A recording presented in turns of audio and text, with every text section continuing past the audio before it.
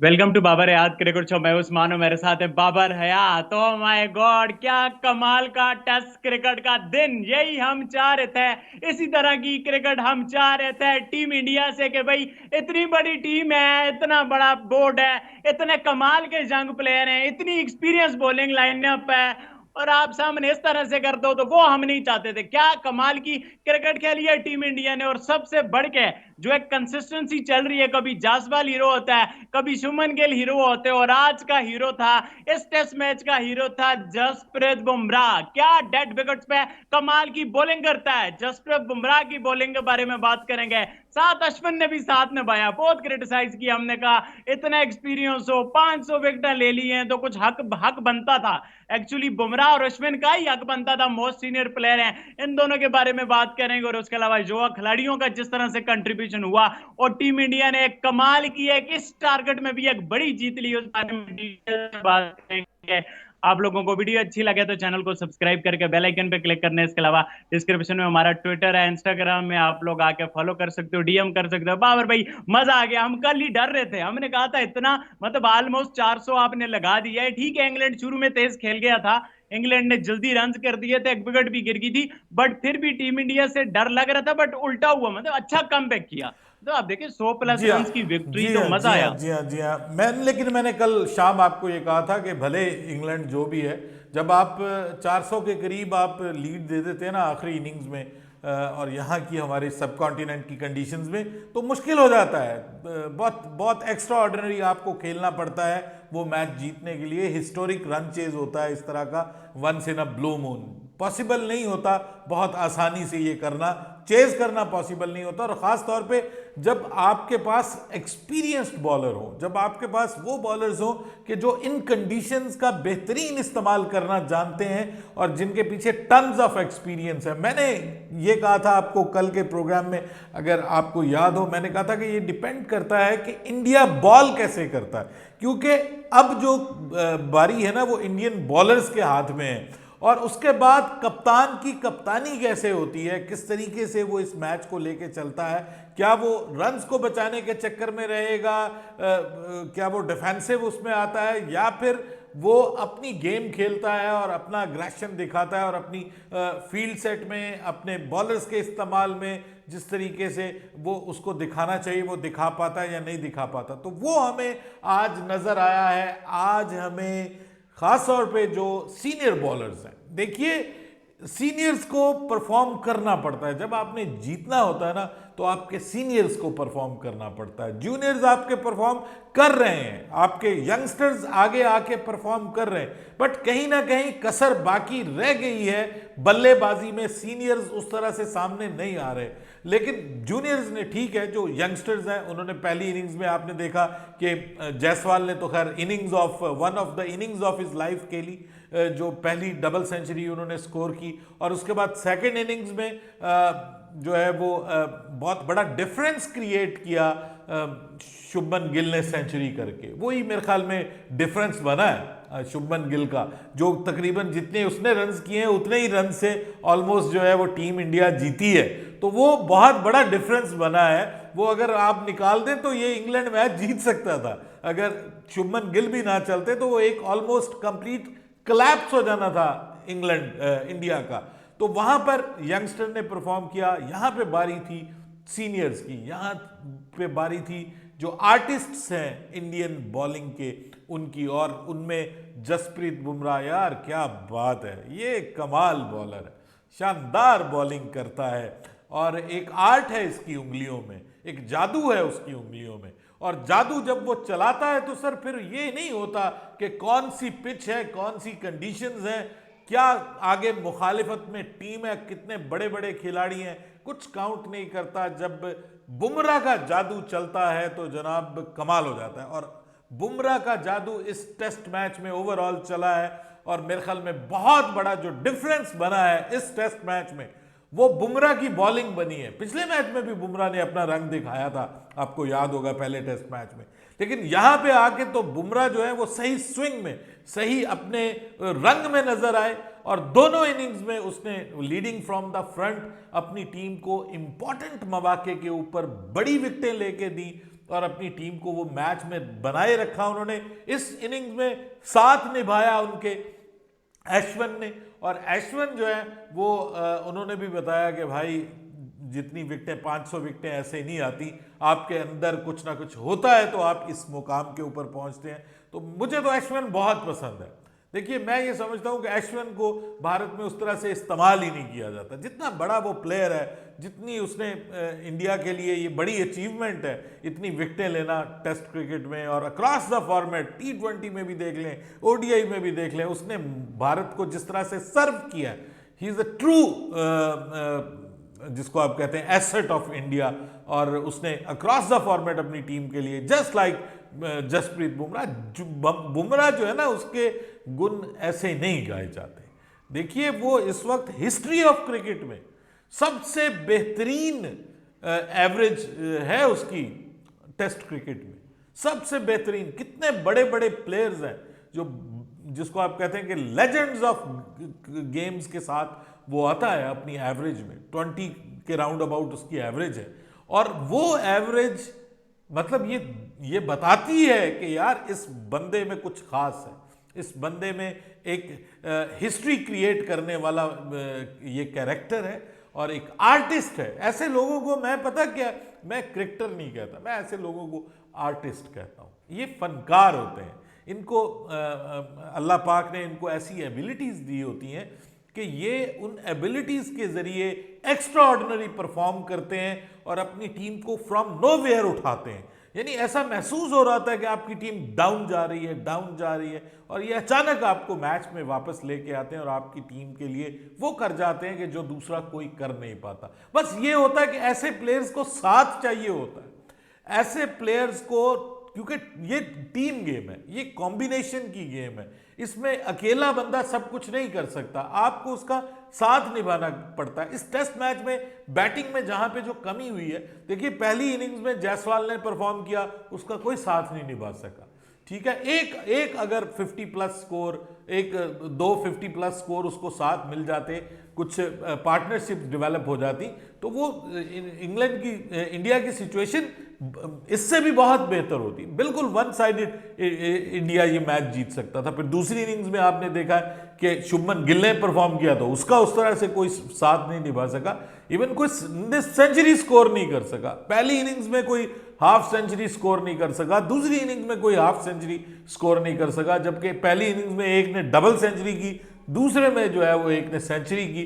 तो प्रॉब्लम क्या था पहले मैच में बुमराह तो आपको नजर आए, लेकिन बुमराह का साथ उस तरह से नहीं निभाया। स्पिनर्स बुमराह का साथ निभाने में कामयाब नहीं हुए। यहां पे बुमराह ने इस डोसाइल पिच के ऊपर, एक ऐसी पिच कि जो फास्ट बॉलर्स के लिए बहुत ज्यादा कोई आइडियल नहीं थी, उस डेड पिच के ऊपर कमाल किया है बुमराह ने और अपनी टीम की जीत। मैं तो कहता हूं कि उसका सबसे ज्यादा इंपॉर्टेंट रोल ही जसप्रीत बुमराह का रहा है, क्योंकि 336 आई थिंक सो, ये ऐसा नहीं था कि जनाब आप मतलब आपने टीम को जो है वो मैच से बाहर कर दिया। ये आपको कप्तानी को भी दाद देनी पड़ेगी, अच्छी कप्तानी की है, तगड़ी कप्तानी की है और बेसबॉल का जो है वो मुंह तोड़ जवाब दिया है इंडिया ने अपने ट्रेडिशनल क्रिकेट से परफेक्ट क्रिकेट के साथ। और कप्तान की कप्तानी को दाद देनी पड़ेगी। इंडियन जो बॉलर्स हैं उनमें खैर मैं सबसे ज़्यादा जो मैं डिसअपॉइंट हुआ हूँ वो मुकेश कुमार से डिसअपॉइंट हुआ हूँ।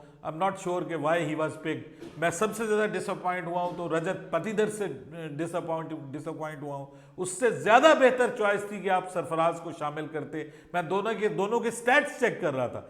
सरफराज की फर्स्ट क्लास में एवरेज जो है वो 70 के करीब है और पाटीदार की जो है वो 40s में है। तो how can you compare these both? और एक बंदा टन्स ऑफ एक्सपीरियंस है उसके पास डोमेस्टिक का, अगर आप उसको भी मौका नहीं देते तो फिर ये ज्यादती है। एक इनिंग में 20s, एक में अंडर जो है वो डबल फिगर स्कोर किया है। तो ये मुझे थोड़ी सी चीज़ें ऐसी हैं जो इंडिया को सोचना पड़ेगा moving forward to the next test match के भाई ये सबको मिलके परफॉर्म करना पड़ेगा। कोई एक के ऊपर, अगर खुदा ना खास्ता कोई दूसरी इनिंग्स में एक भी ना चलता, ठीक है, और ये 100 ना स्कोर करता शुभमन गिल, तो कहां खड़ी थी टीम इंडिया? मतलब इंग्लैंड जो है आपको उसको दाद देनी पड़ेगी कि उन्होंने बिल्कुल ही हथियार नहीं डाले, उन्होंने पॉजिटिव क्रिकेट खेली है, वो आखिर दम तक उन्होंने दिखाया कि वो मैच जीतने के लिए गए। कहीं पे भी आपको ऐसा नहीं लगा कि वो उन्होंने सोचा हो कि जी हमने ये मैच जीतना नहीं है, हमने ड्रॉ की तरफ जाना है, कहीं भी नहीं। उन्होंने मैच जीतने के लिए ही वो गए हैं, भले उसके चक्कर में वो ऑल आउट हो गए। लेकिन अगर ये को 300 के करीब होता तो वो अच्छा खासा मैच में इन थे, यानी ये लीड 300 के करीब होती तो अच्छे खासा वो मैच में इन थे। और इसी वजह से मैं ये समझता हूँ कि कुछ चीज़ें जो हैं वो इंडिया को इम्प्रूव करने की ज़रूरत है, अपनी सिलेक्शन में इम्प्रूवमेंट लाने की ज़रूरत है, करें तजुर्बात। लेकिन मतलब इस किस्म के बेवकूफ़ाना तजुर्बे तो मैं मुनासिब नहीं समझता जो आप करने जा रहे हैं। आप इस मैच में सिराज को खेलना चाहिए था, सिराज को नहीं खिलाया गया। आप जो है वो सिराज वो है, आप ठीक है आप तजुर्बे कर रहे हैं, किस चक्कर में कर रहे हैं भाई? आप सीरीज जीते उसके बाद आखिरी टेस्ट में जो है वो जितने तजुर्बे करने हैं वो कर लें, आखिरी 2 टेस्टों में कर लें, लेकिन शुरू से ही तजुर्बात किए जा रहे हैं। अपना पॉइंट ऑफ व्यू है उनका, मैनेजमेंट का, सब चीज़ें। लेकिन अगेन मैं ये कहता हूँ कि यहाँ पे जो बल्लेबाजी में सीनियर्स उस तरह से परफॉर्म नहीं कर रहे, श्रेयस अय्यर जो है उस तरह से बल्लेबाजी में परफॉर्म नहीं कर पा रहे। फिर जो उनके विकेट कीपर हैं, ठीक है पिछले टेस्ट मैच में कुछ वो रंग नज़र आया, लेकिन भरत जो है वो भी उस तरह से हमें परफॉर्म करते हुए दिखाई नहीं दे रहे जो उनसे एक्सपेक्टेशन है। यहाँ पर जो है वो स्टार्ट में आप रोहित शर्मा बतौर बल्लेबाज आप देखिए, उनकी बल्लेबाजी के ऊपर भी क्वेश्चन उठते हैं। ये पैचेस में भारत ने एक ऐसा परफॉर्म किया कि जिसकी वजह से टीम इंडिया ये मैच जीतने में कामयाब हुई, अच्छा परफॉर्म किया।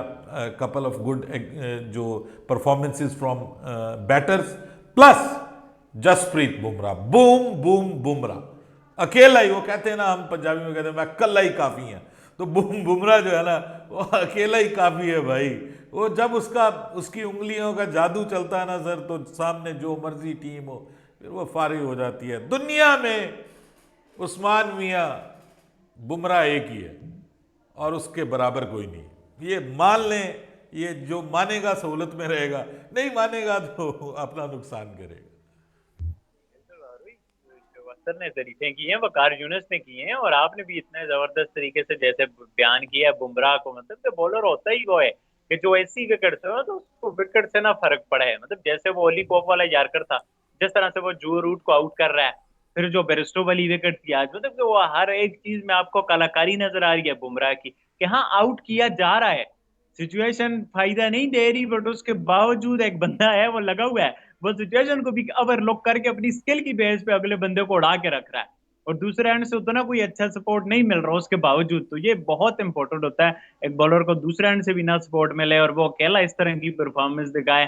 कमाल है, देखने लायक था ये वाला टेस्ट मैच। बहरहाल कंसर्न जैसे आपने बताया, मजा आया, टेस्ट मैच देखने का मजा आया, पिच अच्छी थी, कोई ये नहीं था कि ये कोई वन साइडेड मैच था। मतलब मैच के बीच में कहीं कहीं इंग्लैंड ने भी कम बैक किया, इंग्लैंड की टीम वापसी करती हुई दिखाई दी, बीच में इंडिया ने कम बैक किया। इंडिया की तरफ से जायसवाल की जो इनिंग्स थी, that was the innings of the match.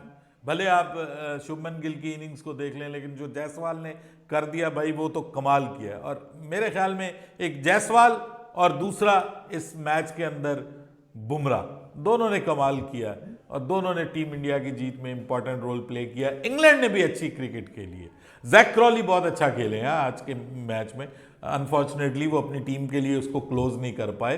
तो मुझे जो इंग्लैंड की तरफ से लग रहा है ना, वो बेन स्टोक्स मुझे कोई बिल्कुल ही ढीले ढाले और कुछ उस तरह के, ना वो कप्तानी करते हुए नजर आ रहे हैं, ना वो बैटिंग में उस तरह से। फील्ड में भी आप उसके चेहरे के ऊपर एक जो है वो महरूमी सी, एक अजीब सा, मतलब उसकी बॉडी लैंग्वेज भी मुझे उस तरह के एग्रेसिव नहीं लग रही जैसे जब वो पाकिस्तान में आया था।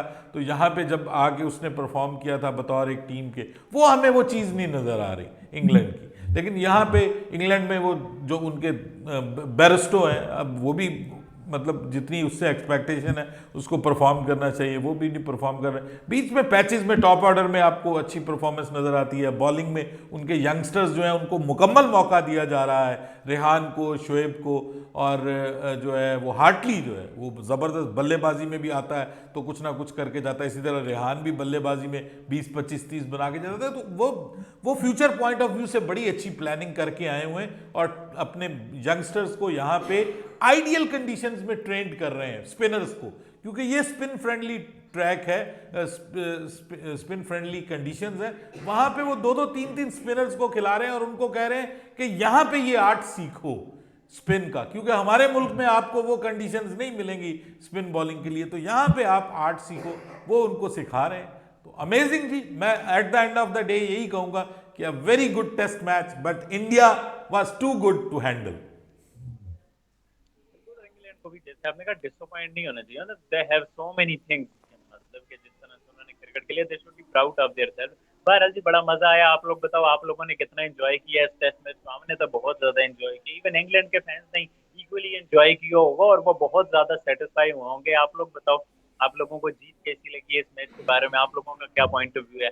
अपना पॉइंट ऑफ व्यू लाजमी नीचे कमेंट करके बताना। वीडियो अच्छी लगे तो चैनल को सब्सक्राइब करके बेल आइकन पे क्लिक करना है। इंशाल्लाह नेक्स्ट वीडियो में आप लोगों से मुलाकात होती है, तब तक के लिए अल्लाह हाफिज। अल्लाह हाफिज।